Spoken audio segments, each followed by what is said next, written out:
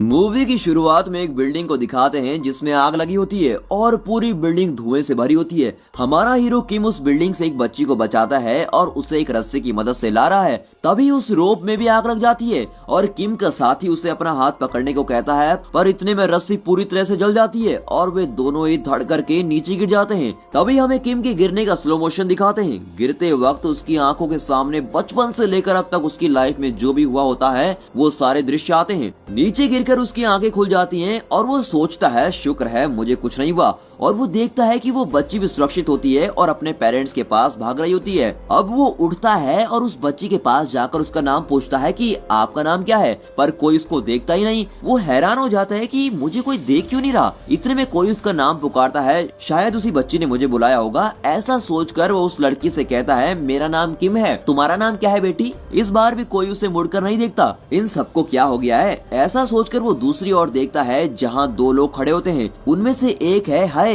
जो ऊंचे कद का आदमी है और उसने कोट पहना होता है। दूसरी ओर एक लड़की है जो दिखने में बहुत ही क्यूट है और जिसका नाम है ली, और यहाँ ली ने ही किम को पुकारा होता है। उसे देखकर किम कहता है कि वहाँ क्यों खड़े हो तुम लोग, दिखता नहीं हर जगह आग लगी है, तुम्हारे सर पर कुछ गिर गया तो। एक तरफ किम ये सब कह रहा होता है और दूसरी ओर दिखाते हैं कि किम के सारे साथी वहाँ दुर्घटना में मरे हुए अपने साथी को घेर कर मातम मना रहे हैं, और वो मरा हुआ आदमी और कोई नहीं वो किम ही होता है। ये देखकर किम चौंक जाता है, पर हे और ली ऐसे खड़े होते हैं जैसे उन्हें इन सबसे कोई फर्क ही नहीं पड़ता। तभी ली कहती है कि हम कुल मिलाकर 3 लोग हैं। मरने के बाद जब तुम परलोक पहुंचोगे तब वहाँ 49 दिन तुम पर 7 केसेस चलेंगे और उन 7 केसेस में हम तीनों तुमको बचाएंगे और तुम्हें पुनर्जीवन दिलाएंगे। ये सब हम इसलिए कर रहे हैं क्योंकि तुम एक पैरागन हो जो दूसरों की जान बचाने के लिए अपनी जान से खेलता है। ऐसी घटना 420 साल बाद अभी घटी है, तो हम हैं तुम्हारे गार्डियंस। इतने में है कहता है, मैं असिस्टेंट सिक्योरिटी स्पेशलिस्ट हूँ। अपना इंट्रोडक्शन के बाद वो किम से कहता है, तुम कंफ्यूज हो गए ना कि तीसरा आदमी कौन है। वो तीसरा आदमी है कैप्टन गैंगरिम।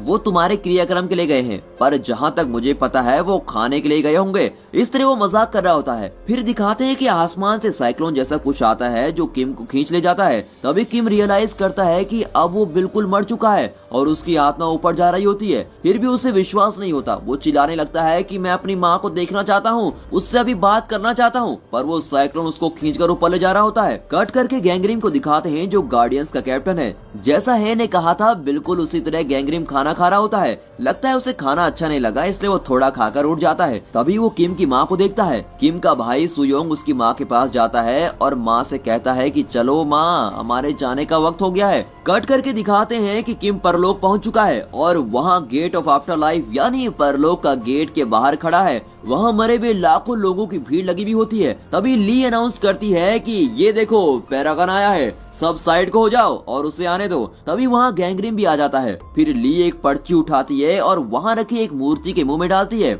जैसे ही पर्ची अंदर जाती है उस गेट पर एक बड़ा सिंबल नजर आता है। इसे देखकर ली खुशी से उछलने लगती है और किम से कहती है, तुम जरूर 49 दिन चलने वाले 7 केसेस में पास हो जाओगे। और फिर पहले केस की सुनवाई के लिए उस गेट से अंदर जाते हैं। कट करके दिखाते हैं अंदर एक बड़ा ब्रिज है। ब्रिज के दोनों ओर ज्वालामुखी का लावा फैला हुआ होता है। अगर जरा भी बैलेंस मिस हो गया तो लावा के अंदर गिरकर राख होना पड़ेगा। तीनों उस ब्रिज पर चलकर जा रहे होते हैं। तभी हे किम से पूछता है, तुम ठीक से सोचकर बताओ, तुमने कभी किसी का खून तो नहीं किया, फिर हमें इस हेल ऑफ मर्डर यानी कत्ल के नर्क में क्यों लाया गया है। किम कहता है कि उसने ऐसा कुछ भी नहीं किया। इतने में ली कहती है, पर यहाँ तो उसी को लाया जाता है जिसने किसी का खून किया हो। अब गैंगरिम एक्सप्लेन करता है कि कुल मिलाकर 7 पाप होते हैं और इन्हीं 7 पापों का हिसाब गेट के अंदर किया जाता है। कौन सा केस पहले आएगा ये कोई नहीं जानता। ये सिर्फ कोइंसिडेंस की बात है कि किम को पहले कत्ल के नर्क में लाया गया है। तभी किम कहता है कि मैंने तो कीड़ों मकोड़ों तक को कभी कोई नुकसान नहीं पहुंचाया है। इतने में गैंगरिम कहता है, खून का मतलब ये नहीं कि तुम डायरेक्ट किसी को मार डालो। अगर तुम्हारे किसी भी काम से किसी की जान गई हो तो वो भी खून ही माना जाएगा। तभी ली आंखें बंद करके किम के सारे कर्मों को स्कैन करके देखती है। अभी पता चल जाएगा कि तुमने किसी का खून किया है या नहीं। कट करके हमें एक फ्लैशबैक दिखाते हैं जिसमें किम अपने साथ काम करने वाले एक आदमी को मरने से बचा नहीं पाता। इस तरह किम उस आदमी का मौत का कारण बन गया होता है। अब कट करके दिखाते हैं जहाँ किम खड़ा होता है वहाँ वहाँ एक सर्कल बनता है और वो जगह अलग होने लगती है। नीचे लावा भरा हुआ होता है और उसमें कई लोग गिरकर तड़प रहे होते हैं। उनमें से कई लोग किम के पास आकर उससे मदद मांगते हैं कि प्लीज हमारी मदद कीजिए। किम के लिए मदद करना कोई नई बात तो थी नहीं और वो खुशी से उन लोगों की मदद करने की कोशिश करता है। तभी वहाँ कत्ल का देवता यानी पहला जज प्रकट होता है और किम से पूछता है तुमने इन लोगों को बचाने की जरूरत कैसे की। उसकी गरजती भी आवाज को सुनकर वो किम गिड़गिड़ाने लगता है। कत्ल के देवता के पास दो वकील भी होते हैं। उनमें से एक बूढ़ा होता है जो देवता को बताता है कि इस आदमी ने अपने साथ काम करने वाले आदमी को भी नहीं बचाया, इसी की वजह से वो ऑफिसर मर गया था। ये बेशक एक बहुत बड़ा जुर्म है माय लॉर्ड। इस तरह वो फिल्मी वकीलों जैसा डायलॉग बोल रहा होता है। अब दूसरे वकील को दिखाते हैं जो मोटा होता है और देखने में बहुत खाते पीते खानदान का लगता है। उसे कहीं पर भी सो जाने की आदत होती है। अब बूढ़ा वकील आवाज देकर उस मोटे को उठाता है। वो भी नींद से उठकर रटा हुआ डायलॉग बोलता है कि यस योर ऑनर, ये अपने साथी की मौत का कारण बना है और इसे कम से कम 50 साल की सजा तो होनी चाहिए। अब कत्ल का देवता गुस्से में आकर कहता है पता नहीं तुम वकील कैसे बन गए। वो आदमी एक पैरागॉन है जो अपनी जान पर खेलकर दूसरों की जान बचाता है और इसलिए इसे कम से कम सजा मिलनी चाहिए। क्या तुम्हें इतना भी नहीं मालूम? मोटा वकील बहुत शर्मिंदा होता है और अब 50 की जगह 5 साल की सजा के लिए रिक्वेस्ट करता है। अब किम के गार्डियंस उसके पक्ष में बोलते हैं ऑब्जेक्शन योर ऑनर। ऐसा कहकर गैंगरिम अपनी आर्गुमेंट शुरू करता है। तभी हमें फिर से एक फ्लैशबैक दिखाते हैं जिसमें किम का साथी ऑफिसर उससे कहता है कि तुम मेरी फिक्र छोड़ो और दूसरे लोगों को जान बचाने की कोशिश करो। इसके बाद किम उस ऑफिसर को वहीं छोड़कर जाता है और उस फायर एक्सीडेंट में फंसे हुए 8 लोगों की जान बचाता है। गैंगरिम में सारी डिटेल्स कत्ल के देवता को बता रहा होता है। ये सुनकर कत्ल का देवता कन्विंस हो जाता है और कहता है तुमने अपने साथी को नहीं बचाया, ये तुम्हारी गलती जरूर थी, पर उस दिन तुमने 8 लोगों को जो बचाया इससे मैं काफी खुश हूँ और तुम्हारी कोई गलती थी भी नहीं। इस पहले इम्तिहान में तुम पास हो और तुम अगले केस की सुनवाई के लिए आगे बढ़ सकते हो। अब कट करके दिखाते हैं कि किम और उसके गार्डियंस अगले केस के लिए दूसरे देवता के पास जा रहे होते हैं। तभी ली कहती है अगले केस में तो तुम बहुत आसानी से पास हो जाओगे क्योंकि अब हम जिनके पास जा रहे हैं वो है आलसी लोगों को सजा देने वाली देवी। पर तुम तो अपनी ड्यूटी के लिए हमेशा बहुत दौड़ भाग करने वाले आदमी हो, इसलिए तुम इस इम्तिहान में आसानी से पास हो जाओगे और कोई दिक्कत भी नहीं होगी। एक्चुअली तुम हमारे 48वें पैरागन हो। अगर हम तीनों ने 49 पैरागन को पुनर्जीवन दिलवा दिया तो हमें भी पुनर्जीवन मिल जाएगा। ली की इन्हीं बातों के बीच वो लोग अगले देवता के गेट पर पहुंच जाते हैं। अंदर जाकर किम के गार्डियंस उसकी खूब प्रशंसा करते हैं कि किम ने सभी की मदद की है, उसने अपने बारे में नहीं सोचा, वो हमेशा दूसरों की भलाई करता है, अपनी ड्यूटी में भी खूब मेहनत करता है, एटसेट्रा एक्स्ट्रा बोलते रहते हैं। ये सारी बातें सुनकर वहाँ की देवी कहती है तुम्हें कोई सजा नहीं मिलेगी, तुम जैसा अच्छा और मेहनती आदमी मैंने आज तक नहीं देखा, तुम्हारी तो यहाँ एक मूर्ति खड़ी करनी चाहिए। देवी शायद कुछ ज्यादा इम्प्रेस हो गई होती है। फिर वो किम से पूछती है तुमने ये सब क्यों किया? अब किम तो दूध का धुला हुआ है और सच के सिवा उसको कुछ बोलना आता नहीं। वो कहता है कि मैंने ये सब पैसों के लिए किया था। बस फिर क्या? गार्डियंस की सारी मेहनत पर पानी फिर गया होता है। देवी गुस्से में आकर कहती है सिर्फ पैसों के लिए तुमने ये सब किया, तुम्हें सजा जरूर मिलेगी। ऐसा कहकर वो उस लड़की की बोट को अलग कर देती है जिस पर किम खड़ा हुआ होता है। वो अकेला उस पर बहुत दूर जा रहा होता है। वो जिस ओर जा रहा होता है वहाँ भारी पत्थरों से बनी एक मशीन चल रही होती है जिसके नीचे हजारों लोग कुचल रहे होते हैं। उसे देखकर किम बहुत घबरा जाता है। तभी गैंगरिम और हे उसे बचा लेते हैं और उस देवी से पूरी बात बताते हैं कि उसने ऐसा क्यों किया था। एक्चुअली किम की माँ बहुत बीमार थी। इतना ही नहीं, उसके भाई की कॉलेज फीस भी बहुत ज्यादा थी, इसलिए किम को दिन रात एक करके काम करना पड़ता था। इसलिए उसने कहा था कि वो पैसों के लिए ये सब कर रहा था। इस तरह किम के गार्डियंस उस देवी को पूरी कहानी विजुअल में दिखाते हैं। विजुअल देखकर देवी फिर से मेहरबान हो जाती है और कहती है बच्चे तुम सचमुच अच्छे इंसान हो, लो मैं तुम्हें इस एग्जाम में पास करवाती हूँ। इस तरह किम अब 2 केस में पास हो जाता है और अब अगले की ओर बढ़ते हैं। कट करके दिखाते हैं कि वे तीसरे गेट की ओर एक बोट में जा रहे होते हैं। तभी वहाँ कई मॉन्स्टर्स उन पर हमला करते हैं, पर गैंगरिम और उसके साथी उनसे खूब लड़ते हैं और किम को उनसे बचाते हैं। तभी गैंगरिम किम से कहता है कि तुम्हारे परिवार में कोई मर गया है और उसकी आत्मा धरती पर ही घूम रही है, उसी की वजह से ऐसे मॉन्स्टर्स हम पर अटैक कर रहे हैं। अगर ऐसा ही चलता रहा तो पुनर्जीवन के लिए दिया गया टाइम जल्दी खत्म हो जाएगा, पर इसका सलूशन है मेरे पास। मैं अभी धरती पर जाकर देखता हूँ कि वो आत्मा किसकी है और उसे ठिकाने लगा कर आता हूँ। तब तक हे और ली तुम्हारा ख्याल रखेंगे। इस तरह किम को दूसरे गार्डियंस को सौंपकर गैंगरिम धरती के लिए निकलता है। कट करके धरती को दिखाते हैं जहाँ किम के परिवार का एक सदस्य मर गया है और वो और कोई नहीं, वो किम का भाई सुयोंग ही होता है। फिर गैंगरिम अपनी तलवार निकालता है और उस सुयोंग की आत्मा को परलोक ले चलता है। पर वो सुयोंग अपने भाई जैसा मासूम नहीं होता। उसकी आत्मा गैंगरिम को चकमा देकर भाग जाती है। गैंगरिम भी उसको छोड़ता नहीं और उस आत्मा को खूब चेज करता है। और दोस्तों ये सीन मूवी में बहुत ही खतरनाक तरीके से पिक्चराइज किया गया है। बहुत चेज करने के बाद सुयोंग की आत्मा गैंगरिम के हाथ में आ जाती है। कट करके परलोक में किम को दिखाते हैं। गार्डियंस के साथ जा रहे किम पर वो मॉन्स्टर्स फिर से हमला करने लगते हैं। गार्डियंस को अब चिंता होने लगती है क्योंकि गैंगरिम अभी लौटा नहीं होता और उन्हें अकेले ही मॉन्स्टर्स का सामना करना होता है। तभी अचानक वहाँ बहुत बड़े 2 रूप दिखाई देते हैं और वो उन मॉन्स्टर्स को मारकर भगा देते हैं। वो रूप साक्षात देवताओं के देवता का होता है। उसी ने इन तीनों को बचाया होता है। उस देवता को देखकर गार्डियंस सर झुकाकर उन्हें प्रणाम करते हैं, लेकिन वो किम वैसा का वैसा ही खड़ा रहता है। पर गार्डियंस उसे भी जबरदस्ती प्रणाम करवाते हैं। इतने में देवताओं का देवता पूछता है, ये तो पैरागन है ना, फिर इस तरह के मॉन्स्टर्स इसे क्यों सता रहे हैं? तभी गार्डियंस कहते हैं कि इस सिचुएशन को ठीक करने के लिए हमारा कैप्टन धरती पर जा चुका है और जल्द से जल्द सब कुछ ठीक करके वापस लौट आएगा। तो देवता कहता है, ठीक है, काम जल्दी जल्दी हो जाना चाहिए। जो आत्मा इस तरीके से घूम रही है उसको जल्दी से ठिकाने लगवाओ। देवता की बात सुनकर किम टेंशन में आ जाता है क्योंकि उसके परिवार का सदस्य ही मरा होता है। गुस्से में वो देवताओं के देवता का शर्ट पकड़ता है और उसे डांटता है। ये देखकर गार्डियंस टेंशन में आ जाते हैं कि ये कर क्या रहा है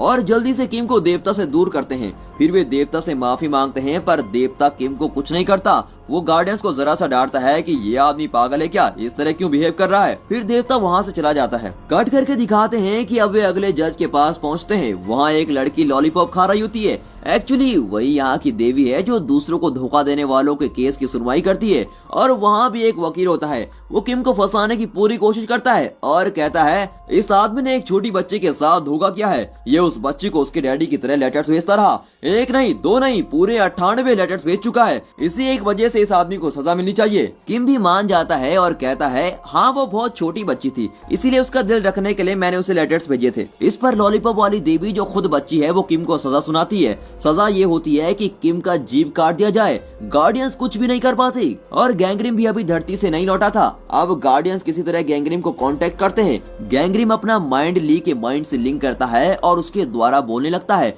वो कहता है कि हमें ये केस लड़ने का एक आखिरी मौका दीजिए। किम ने न सिर्फ उस लड़की को लेटर्स भेजे थे बल्कि अपने खुद की माँ को भी 15 साल तक ये झूठे लेटर्स भेजता रहा। उन लेटर्स को पढ़ते पढ़ते इसकी माँ, जिसे डॉक्टर्स भी जवाब दे चुके थे, वो बिल्कुल ठीक हो गई थी और घर से दूर रहकर भी ये अपनी माँ को खुश रखने के लिए उन्हें झूठे लेटर्स लिखता रहा कि माँ मैं बहुत खुश हूँ, मेरी शादी हो चुकी है और मैं बहुत अच्छी जिंदगी जी रहा हूँ। ये सब पढ़कर इसकी माँ बहुत खुश हो गई थी। बिल्कुल इसी तरह का असर उस छोटी बच्ची पर भी था जिसको इसने लेटर्स लिखे थे। अपने पापा के मर जाने के बाद वो बहुत दुखी थी। इसके लेटर्स पढ़कर वो बहुत खुश होती थी और अपने दुख से बाहर आ गई थी। इसी तरह से गैंगरिम किम की पूरी सच्चाई बताता है। सारी सच्चाई सुनकर लॉलीपॉप देवी कहती है, किम तुम सच में बहुत भले मानुस हो, तुम्हें अभी यहाँ से पास करवाती हूँ और तुम अगले केस की तरफ बढ़ सकते हो। कट करके एक जंगल को दिखाते हैं जहाँ तीनों चल रहे हैं। तभी वहाँ गैंगरिम पहुँचता है और किम से कहता है, मैंने तुम्हारी माँ को देखा और वो बिल्कुल ठीक है, तुम्हारा भाई भी बिल्कुल ठीक है। ये सुनकर किम खुश हो जाता है कि चलो भाई शुक्र है मेरे परिवार में किसी को कुछ नहीं हुआ।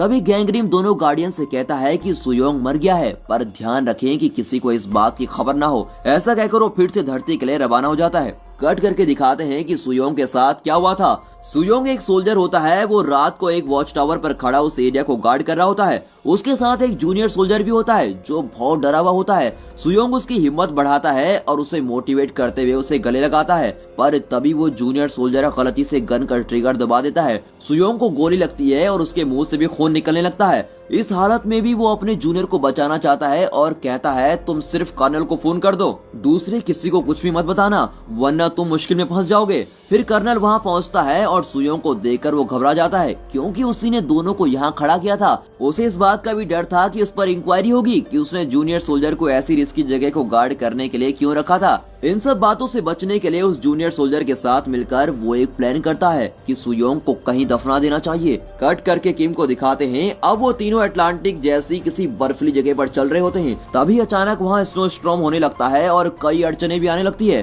किम पूछता है, मेरे परिवार में तो सब ठीक है पर इस तरह की अड़चने क्यों आ रही है। वहाँ एक रोप कार नजर आती है और तीनों उस पर चढ़ जाते हैं। कट करके फ्लैशबैक में सुयोंग को दिखाते हैं। वो मरा नहीं, अभी भी जिंदा होता है। पर कर्नल और जूनियर सोल्जर ये नहीं जानते कि वो जिंदा ही है और उसको दफना देते हैं। फिर वे उसकी माँ के पास जाते हैं और कहते हैं कि आपका बेटा कहीं भाग गया है, आर्मी में ज्वाइन करने के बाद न जाने वो कहाँ भाग गया। इस तरह झूठ पे झूठ बोलकर वो उसकी माँ को दुखी कर रहे होते हैं। ये फ्लैशबैक देखकर गैंगरिम को भी अपना फ्लैशबैक दिखने लगता है। बिल्कुल इसी तरह गैंगरिम के पिता भी किसी युद्ध में लाशों के बीच जिंदा गड़ गए थे। उनकी इस तरह की मौत से गैंगरिम की माँ भी बहुत रोई हुई होती है। कट करके हेल ऑफ इनजस्टिस यानी अन्याय के नर्क को दिखाते हैं। यहाँ उन लोगों को सजा दी जाती है जो अपने स्वार्थ के लिए दूसरों को धोखा देते हैं। ऐसे लोगों को यहाँ एक कांच के बॉक्स में बंद करके फ्रीज कर देते हैं और उन्हें बहुत टॉर्चर किया जाता है। ये सारी डिटेल्स ली बता रही होती है। कट करके अगले सीन में तीनों को एक रोप कार में जाते हुए दिखाते हैं। तभी न जाने है किन ख्यालों में खो जाता है और वो किम को बता देता है कि उसका भाई मर चुका है। ये सुनकर किम चौंक जाता है। उसी वक्त उस रोप कार का रोप कट जाता है और कार एक तरफ से लटक जाती है। अपना किम तो फायर फाइटर है, वो बड़ी खूबी से खुद को और अपने गार्डियंस को बचा लेता है। अब वो ठान लेता है कि वो पुनर्जीवन पाकर ही रहेगा। कट करके दिखाते हैं कि अब गैंगरिम उस जगह पर खड़ा होता है जहां सुयोंग को दफनाया गया था। तभी हे आता है और पूछता है कि आप यहाँ क्या कर रहे हैं? उस आत्मा को मिटाना ही तो आपका काम है, पर यहाँ बेकार वक्त क्यों बर्बाद कर रहे हैं? उसका गुस्सा देखकर गैंगरिम भी गुस्से में आ जाता है और फिर दोनों में झगड़ा हो जाता है। गैंगरिम चिल्लाता है कि यहाँ मैं सीनियर हूँ या तुम्हें मेरे ऑर्डर्स मानने पड़ेंगे। मुझसे सवाल करने का तुम्हें कोई हक नहीं। अपना काम मैं अच्छी तरह जानता हूँ और तुम अब जाओ और अपना काम संभालो। हे भी बिना सवाल किए वहाँ से चला जाता है। कट करके दिखाते हैं कि किम और गार्डियंस अगले गेट के अंदर जा रहे हैं। ये जगह हेल ऑफ बिट्रायल यानी विश्वासघात का नर्क है। यहाँ भी एक देवी जज है। एक पैरागन होने के नाते किम को यहाँ फ्री पास मिल जाता है। इस इम्तिहान में भी किम बिना ज्यादा मेहनत किए पास हो जाता है। कट करके दिखाते हैं कि गैंगरिम धरती पर उस जूनियर सोल्जर को देखता है जिसने गलती से सुयोंग पर गोली चलाई थी। कर्नल ने उस सोल्जर को कुछ दिन की छुट्टी दी होती है और पैसे दे दिए होते हैं और कहता है जाओ मजे करो, तब तक यहाँ सब ठीक हो जाएगा और तुम्हारा जी भी हल्का हो जाएगा। ये दृश्य सुयोंग की आत्मा देख रही होती है। कट करके दिखाते हैं कि वो सोल्जर एक पब में जाकर खूब पीकर एंजॉय कर रहा होता है। सुयोंग की आत्मा उसे मारने की कोशिश करती है, पर गैंगरिम को वहाँ देखकर वो आत्मा वहाँ से भाग जाती है। पर गैंगरिम उसका लगातार पीछा करता है और आखिर में उसे पकड़कर एक बिल्डिंग से बांध देता है। फिर गैंगरिम उससे कहता है देखो तुम जो करने जा रहे हो वो बिल्कुल गलत है। अगर तुम बदला न लेने का वादा करो तो मैं तुम्हें पुनर्जीवन दिला सकता हूँ। तुम कुछ दिन सब्र करो। आत्मा कहती है मैंने कितनी तकलीफें सही है इसका तुम्हें बिल्कुल भी अंदाजा नहीं है। मैं तो उन लोगों से बदला जरूर लूंगा। ऐसा कहकर वो आत्मा फिर से एक बार गैंगरिम से बचकर भाग जाती है। कट करके उस सोल्जर को दिखाते हैं जो सीधे कर्नल के पास वापस जाता है और कहता है मुझसे ये सब नहीं होगा, मैं बहुत ही गिल्टी फील कर रहा हूँ, मैं मर जाना चाहता हूँ। कर्नल उसे डांटता है तुम ये क्या बकवास कर रहे हो, ये उतना बड़ा पाप भी नहीं जितना तुम समझ रहे हो। इस तरह उसे समझाकर वहाँ से भेज देता है। ये सब कुछ सुयोंग की आत्मा देख रही होती है। कट करके किम और गार्डियंस को दिखाते हैं। गैंगरिम कह रहा होता है कि सुयोंग की आत्मा बहुत जिद्दी है। यहाँ सब कुछ ठीक चलने के लिए ये जरूरी है कि उसकी आत्मा को खत्म कर दिया जाए।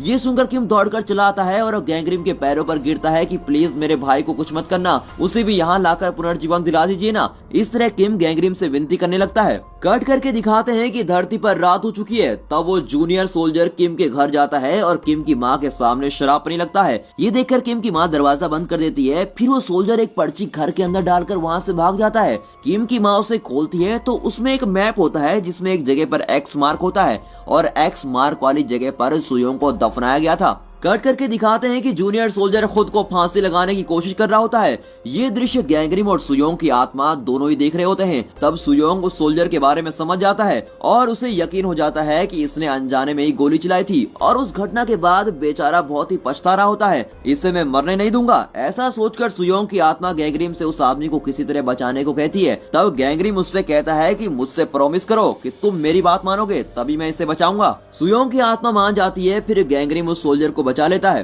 कट करके दिखाते हैं कि किम को हेल ऑफ आइसलैंड आया गया है। यहाँ पत्थर के दो रूप खूब लड़ रहे होते हैं। उनमें से एक पत्थर बड़ा है और दूसरा छोटा है। बड़ा पत्थर छोटे पत्थर को खूब पीट रहा होता है। इस दृश्य का मतलब यह है कि बचपन में किम ने अपने छोटे भाई को खूब पीटा होता है। तब उसकी माँ बहुत बीमार थी। उस वक्त किम ने अपनी माँ की जान लेने की कोशिश भी की थी। सुयोंग ने उसे रोकने की कोशिश की होती है और इसी वजह से किम ने सुयोंग को खूब पीटा होता है। भाई को खूब पीटकर किम घर छोड़कर भाग गया होता है। ये सब जानने के बाद हेल ऑफ आइसलैंड का देवता कहता है इसको तो सजा जरूर मिलनी चाहिए। फिर किम को सजा के लिए तैयार किया जाता है। अब ली गैंग्रीम से मदद मांगती है और गैंग्रीम फिर से उसके माइंड से लिंक करता है और ली के माध्यम से बोलने लगता है। वो कहता है कि ये हमारा लास्ट गेट नहीं है, इसके आगे भी एक गेट है जिसे हमें पार करना है। इन इल्जामों का हिसाब किताब हम उस 7वें आखिरी गेट पर कर लेंगे। देवता गैंग्रीम की यह बात मान जाता है और कहता है कि अगर उस आखिरी गेट पर ये सारे इल्जाम सही साबित हुए तो किम की सजा दुगनी हो जाएगी और यही नहीं, तुम तीनों को भी कभी पुनर्जीवन नहीं मिलेगा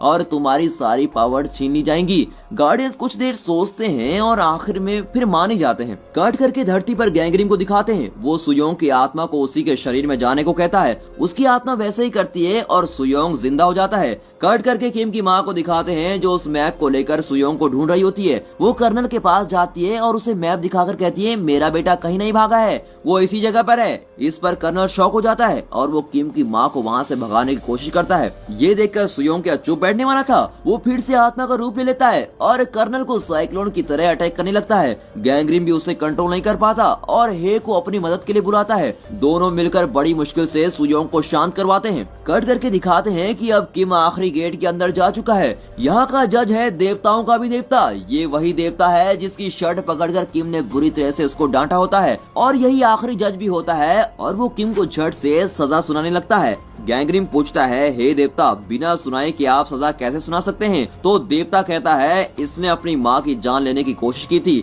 इतना ही नहीं, इसने अपनी गलती के लिए अपनी माँ से माफी भी नहीं मांगी थी।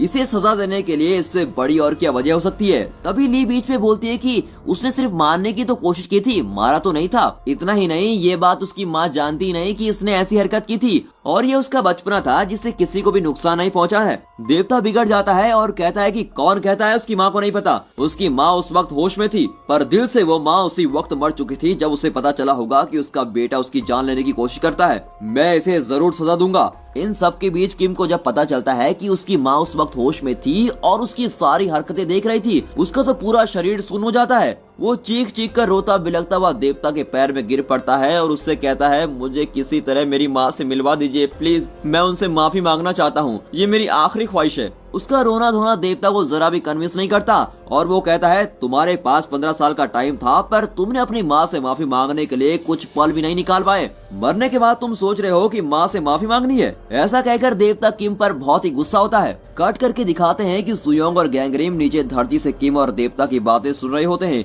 कट करके देवताओं के देवता को दिखाते हैं जिसके चारों ओर भूकंप हो रहा होता है। तभी वहाँ की मिट्टी में किम की माँ का रूप दिखता है। एक्चुअली सुयोंग की आत्मा उसकी माँ के सपने में जाकर कहती है कि माँ मैं अब तुमसे नहीं मिल पाऊंगा, अब मुझे परलोक में नौकरी मिल गई है। इस पर उसकी माँ रोते हुए उसे विदा करती है। तब सुयोंग माँ से कहता है तुम्हें याद होगा कि कई साल पहले किम भैया ने तुम्हें जान से मारने की कोशिश की थी। तुम शायद भूल भी गई होगी पर किम कई सालों से इस बात पर पछता रहा है। बचपन में की गई उस गलती के लिए वो वहाँ दिन रात काम कर रहा था और हमें पैसे भी भेज रहा था। वो हर दिन उस बात को सोचकर मर रहा है। इस तरह सुयोंग किम के बारे में अपनी माँ को बता रहा होता है। उसकी माँ कहती है मुझे उससे कोई शिकायत नहीं है, गलती तो मेरी ही थी कि मैं तुम दोनों की देखभाल ठीक तरीके से नहीं कर पाई। मुझे माफ कर दो बेटा, प्लीज माफ कर दो। ऐसा कहकर वो सुयोंग को गले लगाकर रोने लगती है। ये पूरा दृश्य परलोक में किम, गार्डियंस और वो देवताओं का देवता देख रहे होते हैं। इस पर किम अपनी माँ के रूप को गले लगाकर खूब रोने लगता है और अपनी माँ से माफी मांगता है। ये देखकर वहाँ सबकी आंखें भर जाती हैं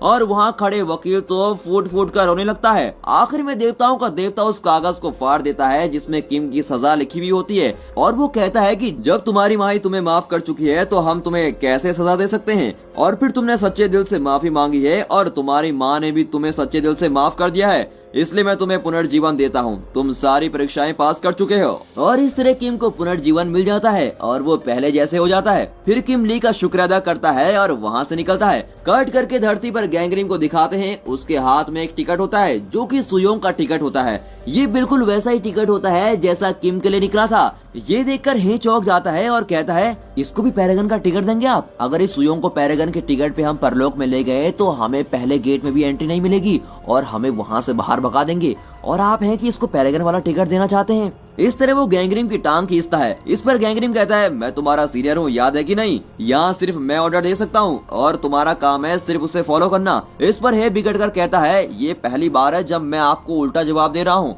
इससे पहले मैंने आपकी कभी बात टाली है क्या? उसका सवाल सुनकर गैंगरिम सोच में पड़ जाता है। तभी उसे रियलाइज होता है कि एक बार पहले जब हे ने उसका ऑर्डर फॉलो करने से इनकार किया था, वो एक्चुअली हे नहीं था। देवताओं के देवता हे का रूप लेकर गैंगरिम से झगड़ा किया हुआ होता है और देवताओं ने इसलिए ऐसा किया होता है क्योंकि धरती पर जिस काम के लिए गैंगरिम आया था उसे पूरा किए बगैर वो बेवजह सुयोंग की आत्मा के साथ लुका छिपी खेलकर वक्त बर्बाद कर रहा था। ये बातें अब गैंगरिम साफ साफ समझ जाता है। कट करके किम की माँ को दिखाते हैं, उसके नाम एक पार्सल आया होता है और उस पार्सल को गैंगरिम डिलीवर करता है। उस पार्सल में एक राइस कुकर होता है जो किम ने अपनी माँ के लिए खरीदी थी। कुकर के अंदर एक चिट्ठी होती है जो किम ने आखिर में अपनी माँ को लिखी थी। उस चिट्ठी में किम ने अपनी माँ से अपनी सारी गलतियों के लिए माफी मांगी होती है और उसमें ये भी लिखा होता है कि उसने माँ को जान से मारने की कोशिश क्यों की थी। उस वक्त वो बहुत कम उम्र का था, उसकी माँ बहुत बीमार थी और उसके बचने का कोई चांस नहीं था। इसीलिए किम अपनी सोती हुई माँ को बिना तकलीफ दिए मारकर खुद को और अपनी फैमिली को भी खत्म करने वाला था और यही उसका प्लान था। पर उस दिन सुयोंग ने उसे देख लिया था और इसी वजह से वो घर छोड़कर भाग गया था।